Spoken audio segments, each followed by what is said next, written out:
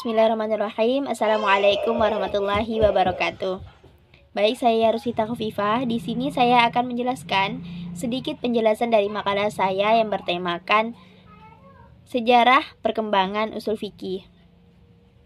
Nah, perkembangan ilmu fikih tentunya bersamaan dengan perkembangan ilmu usul fikih.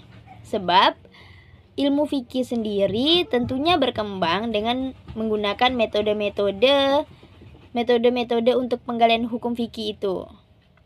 Nah, metode-metode itulah yang dinamakan ilmu usul fikih. Nah, sejarah perkembangan ini dimulai dari awal pada masa Nabi.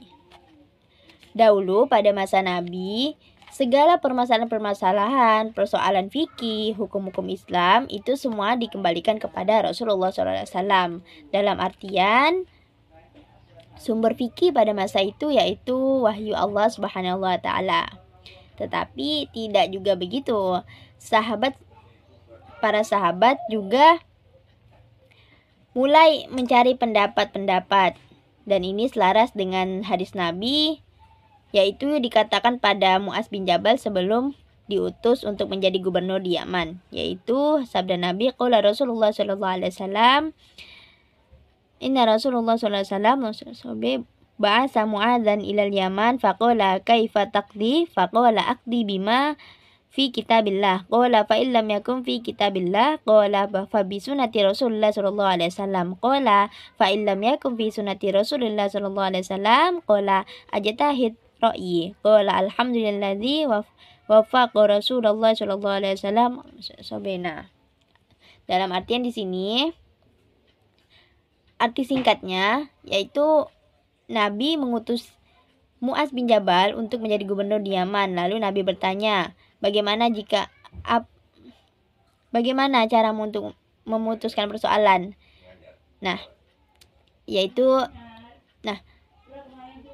Saya akan memutuskan persoalan dengan Al-Quran.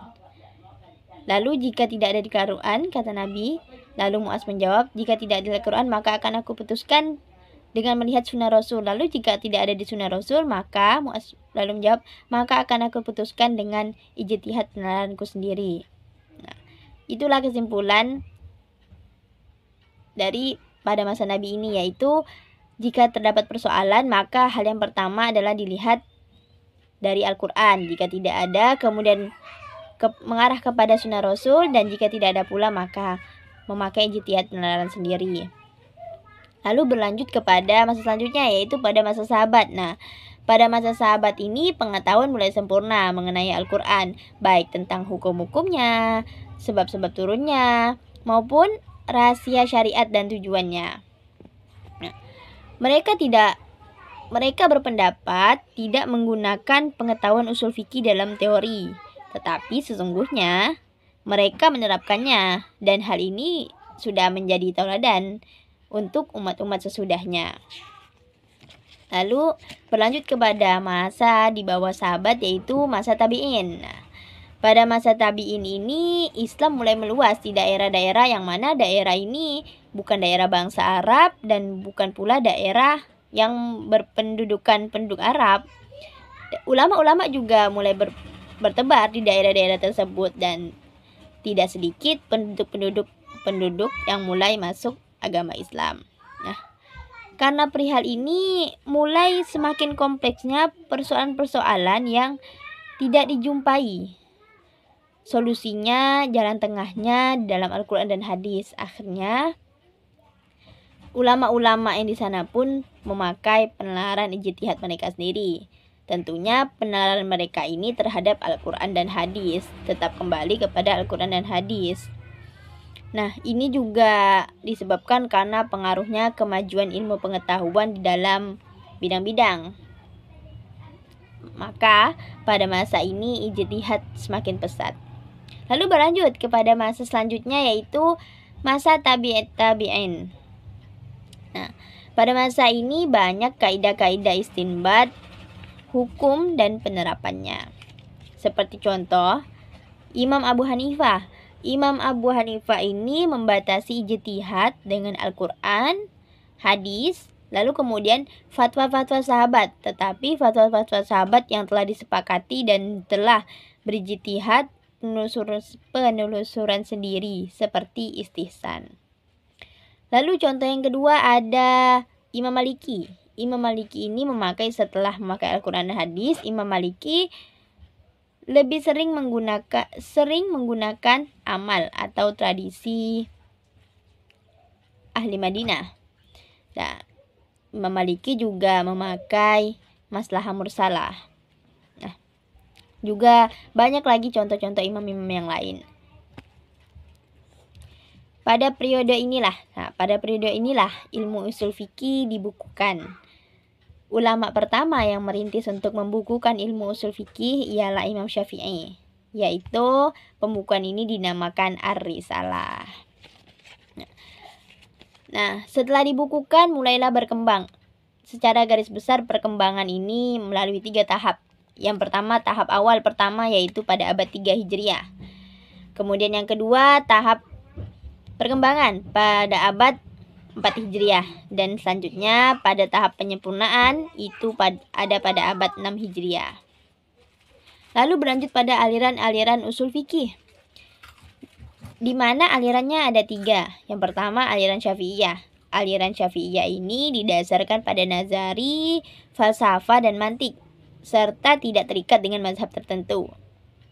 Artinya aliran Syafi'iyah ini didasarkan pada alasan kuat, baik dalil nakli maupun dalil akli. Lalu berlanjut pada aliran yang kedua, yaitu aliran Hanafiyah. Aliran Hanafiyah ini banyak mempertimbangkan masalah-masalah furu' yang terdapat dalam mazhab mereka. Dan mereka juga mempunyai ciri khusus, yaitu kaidah yang disusun usul fikih itu bisa diterapkan. Dan hal ini logis. Kenapa? Karena sebelum disusun, mereka telah menyesuaikan hukum-hukum furu' dengan yang terdapat dalam mazhab mereka sendiri. Dan yang terakhir adalah aliran mutaakhirin. Aliran mutaakhirin sendiri adalah aliran gabungan dari aliran Syafi'iyah juga aliran Hanafiyah. Nah, lalu pembahasan yang terakhir yaitu karya-karya usul fikih. Nah, karya-karya usul fikih ini banyak sekali, baik dari aliran Syafi'iyah, aliran Hanafiyah maupun aliran mutaakhirin. Untuk aliran Syafi'iyah, di sini salah satu kitab yang disebutkan yaitu Kitab Al-Mu'tamad yang dikarang oleh Abi Husain Muhammad bin Ali Al-Basri Al-Mu'tazil. Dan salah satu kitab aliran Hanafiyah yaitu Kitab Al-Manar yang dikarang oleh Imam Hafiz Ad-Din Al-Nasafi. Dan juga ada kitab usul fikih yang disusun mengikuti aliran mutaakhirin, yaitu salah satunya Kitab Al-Tahrir yang dikarang oleh Imam Kamal bin Hammam Kamal Ad-Din Muhammad bin Abdul Wahid Al-Hanafi. Nah, sekiranya begitu penjelasan dari saya, yaitu mengenai sejarah perkembangan usul fikih, kemudian tahap-tahap perkembangannya, lalu aliran-aliran, juga karya-karya berdasarkan yang mengikuti aliran-aliran tersebut. Terima kasih telah menyaksikan video saya. Terima kasih atas perhatiannya. Kurang dan lebihnya saya mohon maaf, karena segala kesalahan itu datangnya dari saya sendiri dan segala kebenaran itu datangnya dari Allah SWT. Wabillahi taufiq wal hidayah. Assalamualaikum warahmatullahi wabarakatuh.